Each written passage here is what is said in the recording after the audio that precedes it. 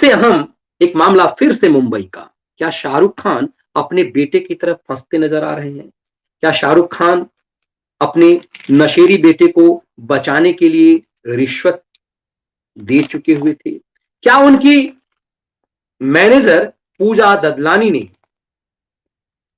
50 लाख रुपए की token money Aryan Khan को बचाने के लिए दे दिया था? क्या 25 करोड़ का सौदा सचमुच था? क्या ये 25 करोड़ सौदा यदि पूजा ददलानी ने दी थी तो इतनी मोटी रकम बिना शाहरुख खान की अनुमति के थी?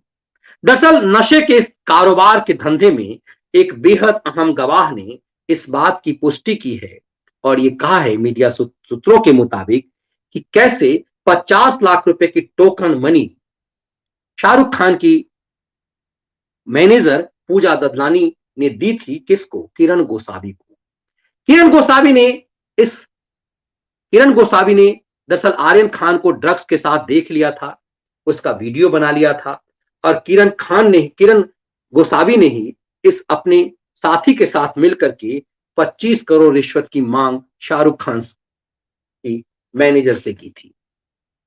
किरण गोसावी एनसीबी का धमकी दे रहा था और एनसीबी नारकोटिक्स कंट्रोल ब्यूरो की धमकी से शाहरुख खान की मैनेजर डर गई क्योंकि किरण गोसावी ने उस सेल्फी भी भेज दिया था। आपको याद होगा कि कैसी सेल्फी थी जिसमें किरण गोसावी आर्यन खान के साथ सेल्फी ले रहा था। कई तरह की चीजें उठी कि एनसीबी का गवाह, एनसीबी की टीम सेल्फी करवा रही थी। दरअसल सच अलहदा था कि वो सब वसूली कर रहे थे।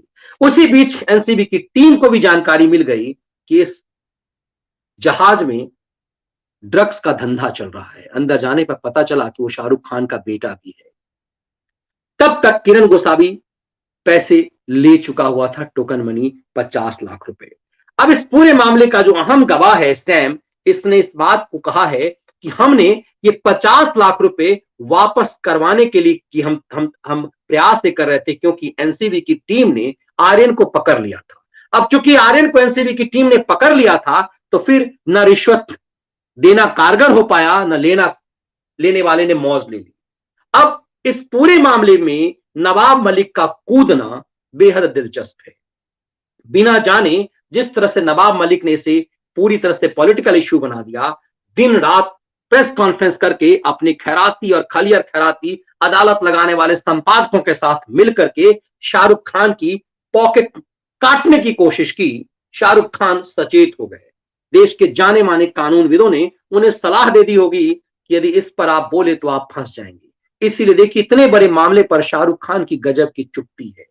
और जो बात नवाब मलिक कह रहे थे रिश्वतखोरी से जुड़े हुए मामले, ये मामला नवाब मलिक के पक्ष में जा सकता था, आर्यन के पक्ष में जा सकता था, लेकिन देश के काबिल वकील जिसे शाहरुख खान ने अपना वकील बनाया था उसने इसका जिक्र ही नहीं किया। और मैंने शुरुआत से आपको ये बात कही कि बेहद अहम है कि आपको याद होगा, मैं वेरी फर्स्ट डे से कह रहा हूं कि क्यों भारत सरकार के पूर्व अटॉर्नी जनरल मुकुल रोहतगी जो शाहरुख खान के बेटे के वकील थे, उन्होंने नवाब मलिक के इतने सारे बेसलेस आरोप जो मीडिया में सुर्खियों में थी और जिन आरोप के बल पे अदालत लगाने वाले संपादक और मनी लॉन्ड्रिंग के संपादक, इन सब ने शाहरुख खान के बेटे को निर्दोष साबित कर दिया था।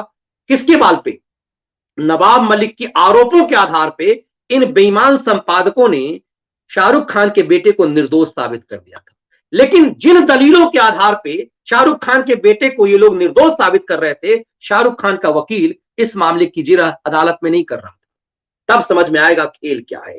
दरअसल इस पूरे मामले का जो अहम गवाह है केपी गोसावी और सुनील पाटिल, इन सब के हवाले से इस पूरे मामले में, इस मामले का जो एक अहम गवाह है सैम ने अदालत के सामने जो पक्ष रखे हैं, वो पक्ष एनसीबी के सामने जो पक्ष है जिसको अदालत में रखा गया है, उसमें ये साफ हो गया है कि कैसे इस पूरी प्रक्रिया में शाहरुख खान पर संदेह बढ़ता जा रहा है। और क्यों, मैं बार बार कह रहा हूं कि क्यों बॉम्बे हाईकोर्ट ने शाहरुख खान के बेटे को जमानत देने में इतनी कठोर शर्तें रखी थी। नवाब मलिक का एक तिलमिलाहट, उसके बाद नारकोटिक्स कंट्रोल ब्यूरो के जोनल डायरेक्टर समीर वानखरे के खिलाफ उल जुलूल आरोप लगाना, बेहुदा किस्म के तर्क गढ़ना, मूर्खतापूर्ण सबूत पेश करना, एयरपोर्ट के सबूत को दुबई के होटल का फोटो बता देना, ये तमाम चीजें बताता है कि कैसे बौखलाए हुए थे। दरअसल समीर वानखड़े के ऊपर आरोप प्रत्यारोप करने वाले नवाब मलिक, उत्तर प्रदेश का एक कबाड़ी नवाब मलिक जो अरबों का साम्राज्य महाराष्ट्र में इकट्ठा किया, उसके मामले में अब ये भी पोल पट्टी खुलने लगी कि कैसे दाऊद इब्राहिम के गुर्गे और मुंबई में आतंकी हमला करने वाले आतंकी जो सजा याफ्ता है, उसकी जमीन पोटा के तहत जो जो सजा याफ्ता है, उसकी जमीन कैसे खरीदी कौड़ियों के भाव, जो कि गैर कानूनी है। ये तमाम चीजें ये साफ होने लग रहा है कि शिकंजा शरद पवार के इस मंत्री पर भी कसने वाला है। तो क्या नवाब मलिक जल्द ही शरद पवार के पूर्व गृह मंत्री अनिल देशमुख की तरह आर्थर रोड जेल में होगा? ये अपने आप में कई सवाल खड़े कर रहा है। आगे आगे देखिए इस मामले में अब होता है क्या। लेकिन नवाब मलिक का पूरा खेल अब खुल करके सामने आ गया है और इतना तय हो गया है कि नवाब मलिक की मुश्किलें पूरी तरह से बढ़ गई है।